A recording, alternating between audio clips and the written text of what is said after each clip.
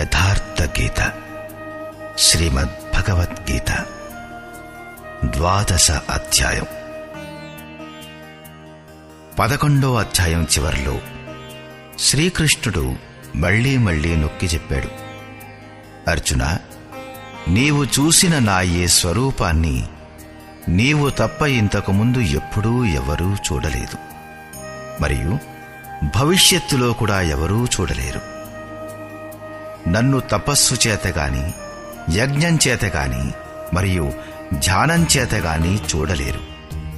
కాని అనన్య భక్తి ద్వారా, అంటే నా పట్ల తప్ప ఇతరత్రా ఎక్కడా శ్రద్ధ ఏర్పడకుండా నిరంతరం నూనెధారలాగా నా చింతన ద్వారా సరిగ్గా నువ్వు చూసిన విధంగా నన్ను ప్రత్యక్షంగా చూడటానికి, తత్వంతో సాక్షాత్తుగా తెలుసుకోవడానికి మరియు ప్రవేశం పొందడానికి కూడా వీలవుతుంది. కాబట్టి అర్జున, నువ్వు నిరంతరం నా చింతన చెయ్యి, భక్తుడివి కమ్ము. అధ్యాయం చివరిలో అతను, అర్జున, నువ్వు నా ద్వారానే నిర్ధారించబడిన కర్మ చెయ్యి అని అన్నాడు. మత్పరమః, నా పరాయణుడవయ్యి కర్మ చెయ్యి. అనన్య భక్తియే అతని ప్రాప్తికి సాధనం. అప్పుడు అర్జునుడు వేసిన ప్రశ్న స్వాభావికమైనదే. అవ్యక్తము అక్షరము అయిన దాన్ని ఉపాసించే సాధకుడు మరియు సగుణులైన మిమ్ములను ఉపాసించే సాధకుడు, ఇద్దరిలో శ్రేష్ఠులెవరు? ఇక్కడ ఈ ప్రశ్నను అర్జునుడు 3వసారి లేవనెత్తాడు. 3వ అధ్యాయంలో అతను, భగవాన్, నిష్కామ కర్మయోగం కంటే సాంఖ్యయోగం మీకు శ్రేష్టమనిపిస్తున్నప్పుడు నన్ను భయంకర కర్మలలో ఎందుకు పడేస్తున్నారు అని అడిగాడు. అప్పుడు శ్రీకృష్ణుడు, అర్జున, నిష్కామ కర్మయోగమైన లేక జ్ఞానమార్గమైన రెండింటిలోనూ కర్మ చెయ్యవలసిందే. ఇందులో కూడా ఎవరైతే మొండిగా ఇంద్రియాలను నిరోధించి మనస్సుతో విషయాలను స్మరిస్తాడో అతను డంభాచారుడే గాని జ్ఞాని మాత్రం కాదు. కాబట్టి అర్జున, నువ్వు కర్మ చెయ్యి. ఏ కర్మ చెయ్యాలి అంటే, నియతం కురు కర్మత్వం, నిర్ధారితమైన కర్మ చెయ్యి. నిర్ధారితమైన కర్మ ఏది అంటే ఇలా చెప్పాడు, యజ్ఞం యొక్క ప్రక్రియే అసలైన కర్మ. యజ్ఞం విధి గురించి చెప్పాడు. అది ఆరాధన చింతన యొక్క విశిష్ట విధి. అది పరమంలో ప్రవేశం ఇప్పించే ప్రక్రియ. నిష్కామ కర్మ మార్గంలోనూ జ్ఞాన మార్గంలోనూ రెండింటిలోనూ కర్మ చెయ్యవలసినప్పుడు, యజ్ఞార్థ కర్మ చెయ్యవలసి వచ్చినప్పుడు, క్రియ ఒక్కటే అయినప్పుడు మరి తేడా ఏమిటి? భక్తుడు కర్మలను సమర్పణ చేసి ఇష్టదైవానికి ఆశ్రితుడై యజ్ఞార్థ కర్మలో ప్రవృత్తుడవుతాడు. మరి 2వ రకమైన సాంఖ్యయోగి తన శక్తిని అర్థం చేసుకుని బాధ్యతతో అదే కర్మలో ప్రవృత్తుడవుతాడు, పూర్తిగా శ్రమిస్తాడు. 5వ అధ్యాయంలో అర్జునుడు మళ్లీ ప్రశ్నించాడు, భగవాన్, మీరప్పుడప్పుడు సాంఖ్యం ద్వారా కర్మ చెయ్యడాన్ని ప్రశంసిస్తే అప్పుడప్పుడు సమర్పణ ద్వారా నిష్కామ కర్మయోగాన్ని ప్రశంసిస్తారు. ఈ రెండింటిలో శ్రేష్టమైనది ఏది? ఇప్పటికే అర్జునుడు 2 పద్ధతులలోనూ కర్మ చెయ్యాలనేది అర్థం చేసుకున్నాడు. కాని రెండింటిలో శ్రేష్టమైన మార్గాన్ని ఎంచుకోవాలనుకుంటున్నాడు. శ్రీకృష్ణుడన్నాడు, అర్జున, 2 పద్ధతులలోనూ కర్మలో ప్రవృత్తులయ్యేవారు నన్నే పొందుతారు. కాని సాంఖ్య మార్గానితో పోలిస్తే నిష్కామ కర్మ మార్గం శ్రేష్టమైనది. నిష్కామ కర్మయోగాన్ని అనుష్ఠానం చెయ్యకుండా ఎవరు యోగిగాని మరియు జ్ఞానిగాని కాలేరు. సాంఖ్యయోగం దుష్కరమైనది. అందులో విపత్తులు, అడ్డంకులు అధికం. ఇక్కడ 3వసారిగా అర్జునుడు అదే ప్రశ్న వేశాడు, భగవాన్, మిమ్ములను అనన్య భక్తితో ఆశ్రయించేవాడు మరియు అవ్యక్త అక్షరమైన దానిని ఉపాసన చేసేవాడు. ఈ ఇద్దరిలో శ్రేష్ఠుడెవరు? అర్జున ఉవాచ.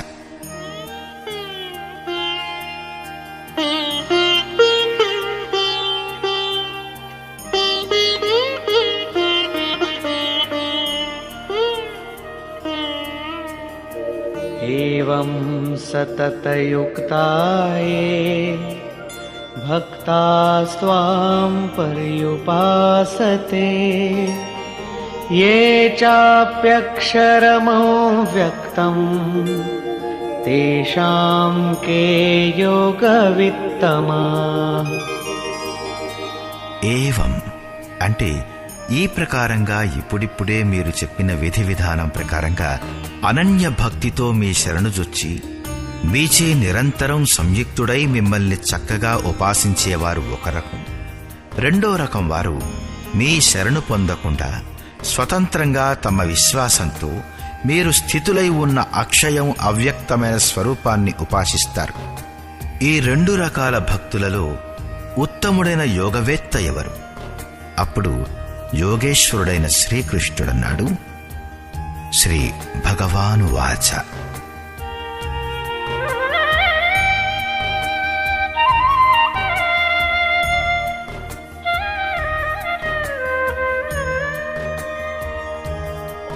మయ్యావేశ్య మనో యే మాం నిత్యయుక్తా ఉపాసతే శ్రద్ధయా పరయోపేతా తే మే యుక్తతమా మతా. అర్జున, నాలో మనస్సును ఏకాగ్రం చేసి నిరంతరం నాతో సంయుక్తులైన భక్తులు పరమంతో సంబంధం ఉంచే శ్రేష్టమైన శ్రద్ధతో యుక్తులై నా భజన చేసే వారిని నేను యోగులలో అతి ఉత్తములైన యోగులుగా భావిస్తాను.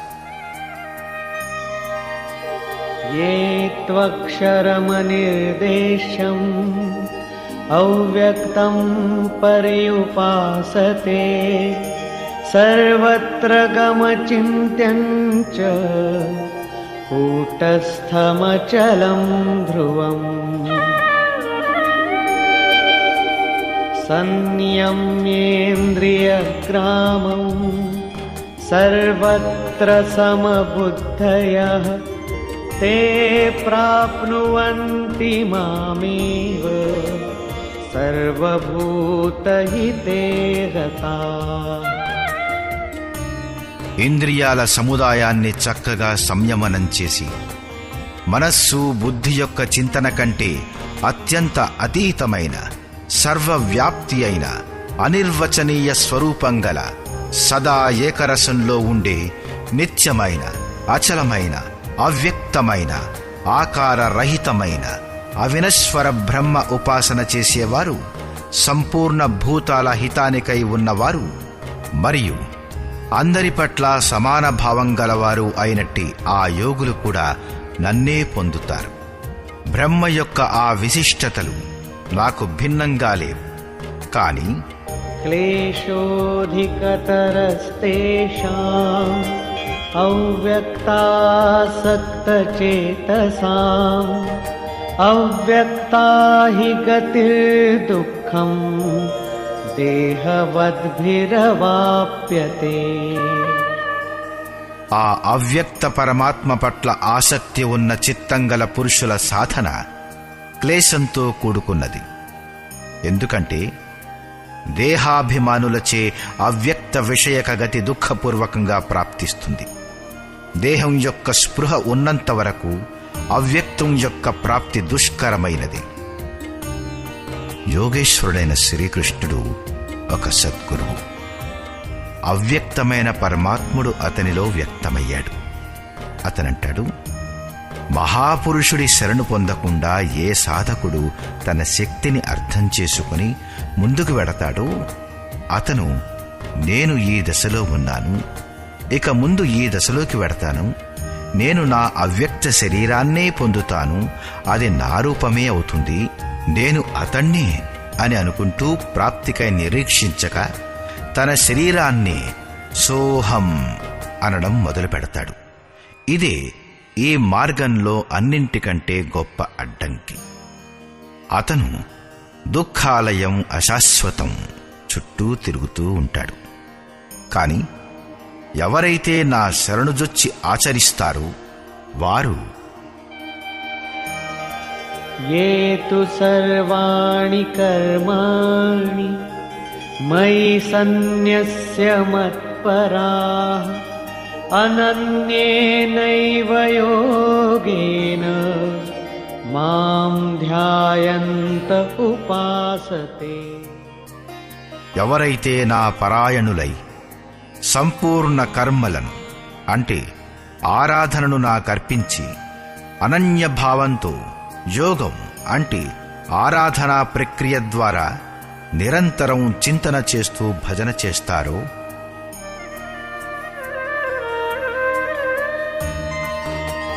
तेषामहं समुद्धर्ता मृत्युसंसारसागरात् भवामि न चिरात् पार्थ मय्यावेशितचेतसाम्.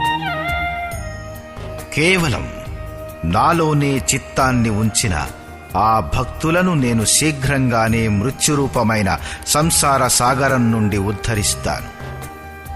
ఈ ప్రకారంగా చిత్తాన్ని నిలపడానికైన ప్రేరణ మరియు దాని విధిని గురించి యోగేశ్వరుడు వివరణ ఇస్తాడు.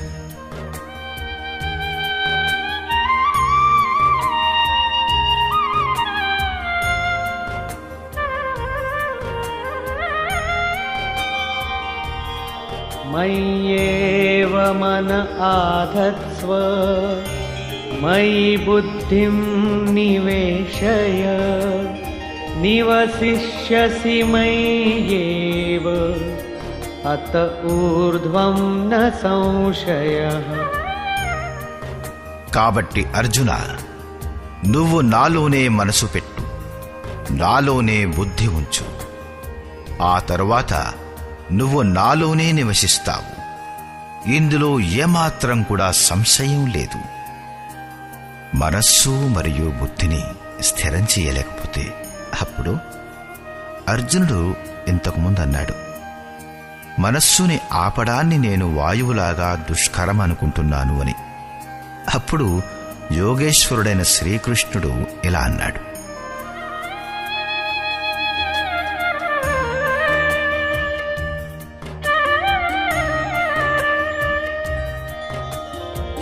अथ चित्तं समाधातुं न शक्नोषि मयि स्थिरम् अभ्यासयोगेन ततो मामिच्छाप्तुं धनञ्जय. నువ్వు గనక మనస్సును నాలో అచలంగా స్థిరపరచటంలో సమర్థుడవు కాలేకపోతే, హే అర్జున, యోగాభ్యాసం ద్వారా నన్ను పొందు ఇచ్ఛను కలిగి ఉండు. చిత్తం ఎక్కడికి వెళ్ళినా సరే అక్కడి నుంచి బలవంతంగా తీసుకొచ్చి దానిని ఆరాధన చింతన క్రియలలో నిమగ్నం చేయడానికి పెట్టిన పేరే అభ్యాసం. ఇది కూడా చేయలేని స్థితిలో అభ్యాసేప్యసమర్థోసి మత్కర్మ పరమో భవ మదర్థమపి కర్మాణి కుర్వన్ సిద్ధిమవాప్స్యసి. నువ్వు గనక అభ్యాసంలో కూడా అసమర్థుడవైతే కేవలం నా కొరకై కర్మ చెయ్యి, అంటే ఆరాధించడంలో తత్పరుడవు కమ్ము. ఈ ప్రకారంగా నా ప్రాప్తి కోసం కర్మను చేస్తూ నువ్వు నా ప్రాప్తి రూపమైన సిద్ధిని పొందుతావు. అంటే అభ్యాసం కూడా చేయలేని పరిస్థితులలో సాధనాపథంలో కొనసాగుతూ ఉండు.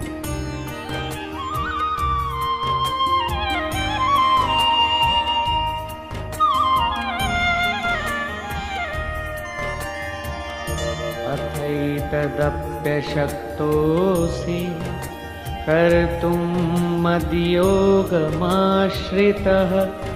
సర్వకర్మఫలత్యాగం ततः कुरु यतात्मवान्।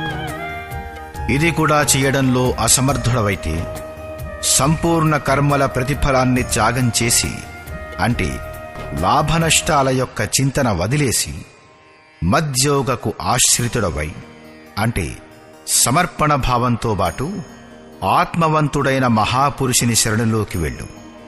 అతని వలన ప్రేరితమై కర్మ స్వతహాగానే జరగడం మొదలవుతుంది. సమర్పణ భావంతో బాటు కర్మఫలాన్ని త్యాగం చేయడం యొక్క మహత్వాన్ని గురించి చెబుతూ యోగేశ్వరుడైన శ్రీకృష్ణుడు ఇలా అంటాడు: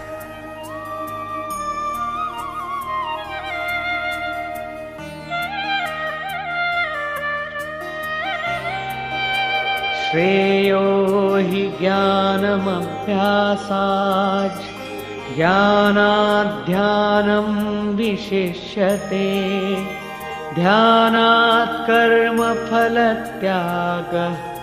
त्यागाच्छान्तिरनन्तरम्। కేవలం చిత్తాన్ని నిరోధించే అభ్యాసంతో, జ్ఞాన మార్గంతో కర్మలో ప్రవృత్తమవడం శ్రేష్టమైనది. జ్ఞాన మాధ్యమంతో కర్మకు కార్యరూపునివ్వడం కంటే ధ్యానం శ్రేష్టమైనది. ఎందుకంటే ధ్యానంలో ఇష్టదైవం ఉంటాడు కదా. ధ్యానం కంటే కూడా సంపూర్ణ కర్మల ఫలాన్ని త్యాగం చేయడం శ్రేష్టమైనది. ఎందుకంటే ఇష్టదైవం పట్ల సమర్పణ భావంతో పాటుగా యోగంపై దృష్టి ఉంచుతూ కర్మఫలాన్ని త్యాగం చేయడం చేత అతని యోగక్షేమాల బాధ్యత ఇష్టదైవానిదైపోతుంది. కాబట్టి ఈ త్యాగంతో అతను వెంటనే పరమశాంతిని పొందుతాడు. ఇప్పటి వరకు యోగేశ్వరుడైన శ్రీకృష్ణుడు చెప్పిందేమిటంటే, అవ్యక్తం యొక్క ఉపాసన చేసే జ్ఞాన మార్గుని కంటే సమర్పణ భావంతో బాటు కర్మను చేసే నిష్కామ కర్మయోగి శ్రేష్టమైనవాడు. ఇద్దరూ ఒకే కర్మను చేస్తారు, కాని జ్ఞాన మార్గుడికి దారిలో అడ్డంకులు ఎక్కువ. అతని లాభనష్టాల బాధ్యత అతనిదే అయి ఉంటుంది. అలా కాక సమర్పితుడైన భక్తుడి బాధ్యత మహాపురుషునిపై ఉంటుంది. కాబట్టి అతను కర్మఫలత్యాగం ద్వారా శీఘ్రంగానే శాంతిని పొందుతాడు. ఇప్పుడు శాంతిని పొందిన పురుషుని లక్షణాలను గురించి చెప్తాడు.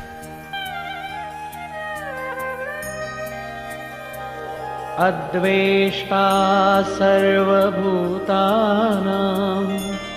మైత్రః కరుణ ఏవ చ నిర్మమో నిరహంకారః సమదుఃఖ సుఖ క్షమీ. ఈ ప్రకారంగా శాంతిని పొందిన ఏ పురుషుడైతే భూతాలన్నింటి పట్ల ద్వేషభావరహితుడు, అందరినీ ప్రేమించువాడు మరియు కారణరహితంగా దయాళుడు, ఎవరైతే మమతచే రహితుడు, అహంకారంచే రహితుడు, సుఖదుఖాలలో సమానత్వం గలవాడు మరియు క్షమించగలవాడు.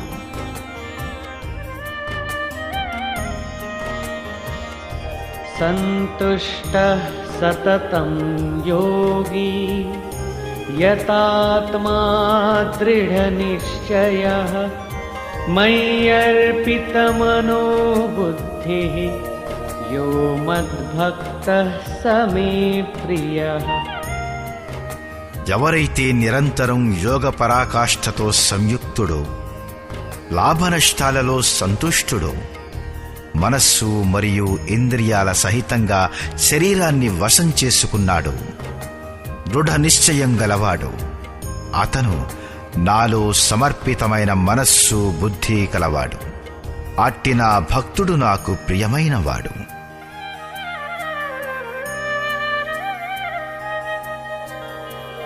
యస్మాన్నో ద్విజతే లోకో లోకాన్నో ద్విజతే చ యః హర్షామర్షభయోద్వేగైర్ముక్తో యః స చ మే ప్రియః. ఎవరి వలన ఏ జీవి కూడా ఉద్వేగాన్ని పొందడో, ఎవరైతే తను కూడా ఏ జీవి వలన ఉద్విగ్నుడు కాడో, హర్ష సంతాప భయాలు విక్షోభాలు లేనివాడు, ఆ భక్తుడు నాకు ప్రియమైనవాడు. సాధకులకు ఈ శ్లోకం అత్యంత ఉపయోగకరమైనది. వారు ఈ రకంగా ఉండాలి. వారి వలన ఎవరి మనస్సు కూడా కష్టం కలగకూడదు. ఇంత మాత్రం సాధకుడు చెయ్యగలడు. కాని ఇతరులు ఇలాంటి ఆచరణ చెయ్యరు. వారు సంసారులు, వారు అగ్నిని కురిపిస్తారు, ఎవైనా అంటారు. కాని సాధకునకు కావలసినదేమిటంటే తన హృదయం వారి వలన, వారి ఆఘాతాల వలన అతలాకుతలం కారాదు. చింతనలో, ఇష్టదైవంలో నిమగ్నుడై ఉండాలి. క్రమం తెగరాదు. ఉదాహరణకై, మీరు స్వయంగా రోడ్డుపై నియమానుసారంగా ఎడం వైపునే వెడుతున్నారనుకోండి. ఎవరో త్రాగుబోతు ఎదురుగా వస్తున్నాడనుకోండి. అతని బారి నుంచి తప్పించుకోవటం మీ బాధ్యతే. అనపేక్ష శుచిర్దక్ష ఉదాసీనో గతవ్యథః సర్వారంభ పరిత్యాగీ యో మద్భక్తః స మే ప్రియః. ఏ పురుషుడైతే ఆకాంక్షలచే రహితుడు, సర్వదా పవిత్రుడు, దక్షః అంటే ఆరాధనలో విశేషజ్ఞుడు. అలా కాకుండా దొంగతనం చేయడం వలన దక్షుడు కాడు. శ్రీకృష్ణుడు చెప్పినట్లు కర్మ ఒక్కటే, నియత కర్మ, ఆరాధన చింతన. అందులో ఎవరైతే దక్షుడో, ఎవరైతే పక్ష ప్రతిపక్షాలకు అతీతుడో, దుఃఖాల నుంచి ముక్తుడో, ఆరంభాలన్నింటినీ త్యాగం చేసినవాడో, అట్టి భక్తుడు నాకు ప్రియమైనవాడు. చేయడానికి యోగ్యమైన ఏ క్రియ అతని వలన ఆరంభం చేయడానికి మిగిలి లేదు.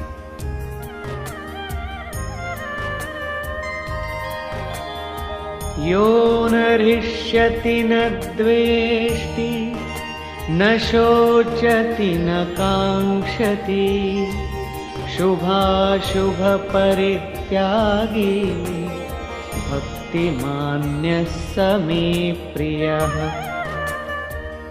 ఎవరైతే ఎప్పుడూ హర్షితుడు కాడో, ద్వేషం కలిగి ఉండడో, శోకించడో, కోరికలు లేనివాడో, ఎవరైతే శుభాశుభ సంపూర్ణ కర్మ ఫలాన్ని త్యాగం చేస్తాడో, ఎక్కడైతే శుభం వేరుగా ఉండదో, అశుభం మిగిలి ఉండదో, భక్తి యొక్క ఈ పరాకాష్ఠచే యుక్తుడైన ఆ పురుషుడు నాకు ప్రియమైనవాడు.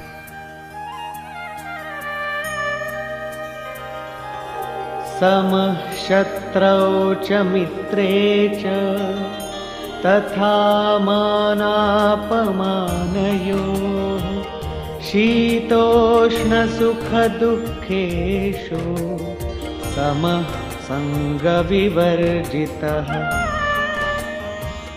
ఏ పురుషునికైతే శత్రువులు మరియు మిత్రులు, మానవమానాలు సమానము, ఎవరి యొక్క అంతఃకరణంలోని వృత్తులు సర్వదా శాంతి పొందాయో, ఎవరైతే వేడి, చలి, సుఖం, దుఃఖం మొదలగు ద్వంద్వాలలో సమానంగా ఉంటాడో, ఆసక్తి రహితుడు మరియు తుల్య నిందాస్తుతిర్మౌని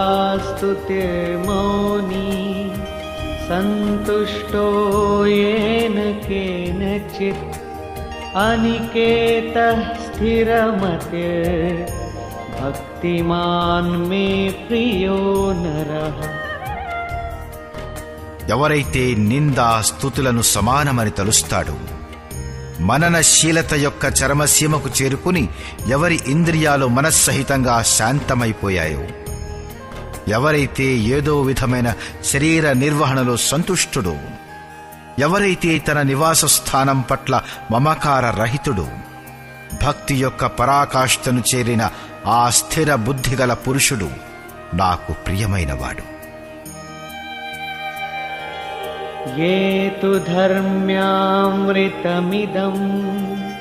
यथोक्तं पर्युपासते श्रद्धाना मत्परमा भक्तास्तेतीव मे प्रिया.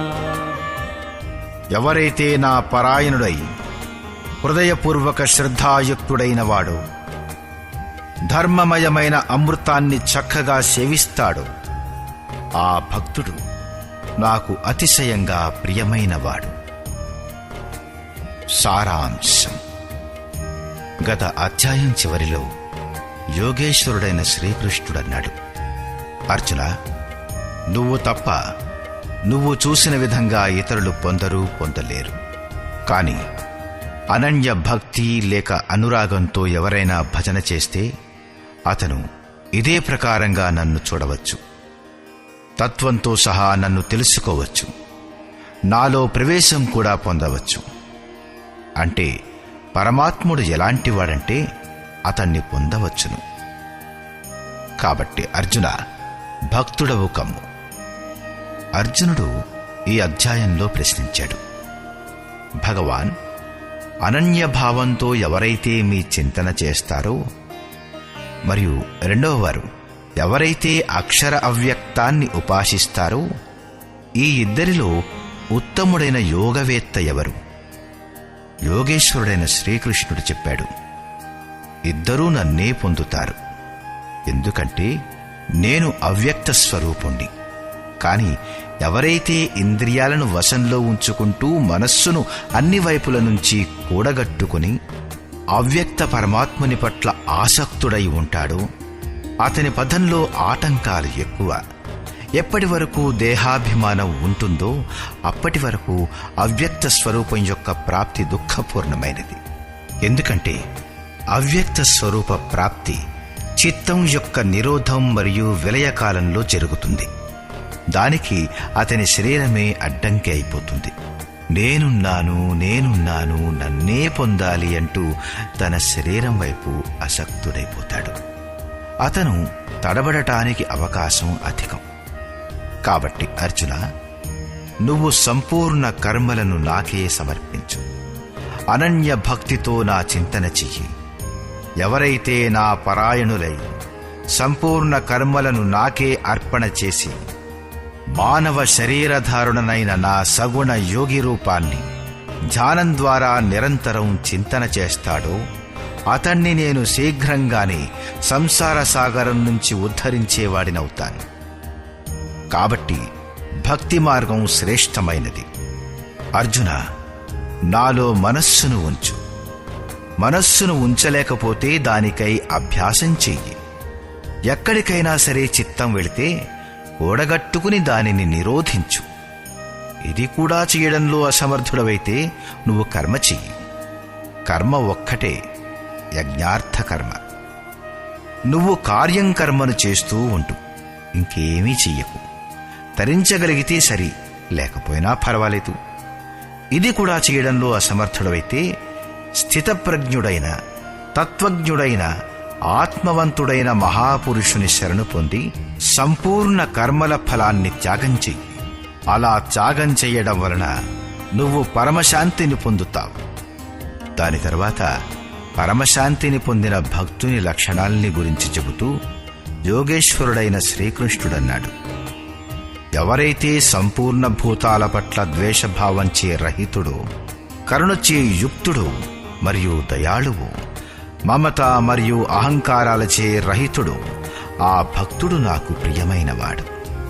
ఎవరైతే ధ్యానయోగంలో నిరంతరం తత్పరుడు మరియు ఆత్మవంతుడు, ఆత్మస్థితుడైన వాడు, ఆ భక్తుడు నాకు ప్రియమైనవాడు. ఎవరైతే ఇతరులకు ఉద్వేగాన్ని కలిగించడో మరియు స్వయంగా కూడా ఇతరులచే ఉద్వేగాన్ని పొందడో, అలాంటి భక్తుడు నాకు ప్రియమైనవాడు. ఎవరైతే శుద్ధుడో, దక్షుడో, వ్యధల నుంచి విశ్రామం పొందినవాడో, సర్వారంభాలను త్యాగం చేసి తరించిపోయాడు, అలాంటి భక్తుడు నాకు ప్రియమైనవాడు.